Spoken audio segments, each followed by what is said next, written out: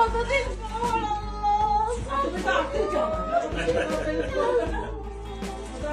আল্লাহ সুন্দরী হয়ে গেছে। আল্লাহ সুন্দরী হয়েছে।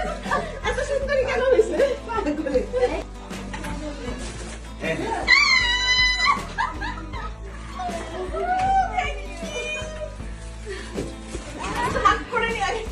এবার চিত্রনায়িকা শাবনূরের জন্মদিনের শুভেচ্ছা দিতে হাজির হলেন চিত্রনায়িকা মৌসুমী।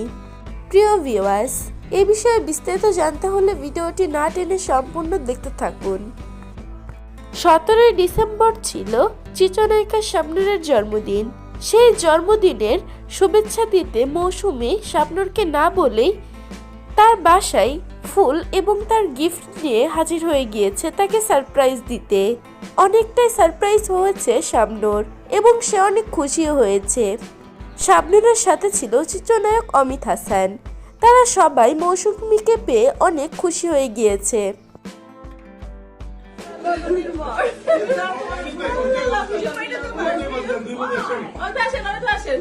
তুমি এত কষ্ট করে রান্না করছো এটা তোমার জন্য।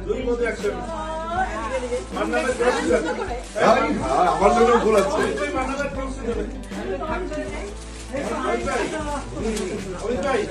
আরে বিআই সাহেব যে সুন্দর বানায় দিচ্ছে, প্রকৃতি সুন্দর দেখে, তাই না?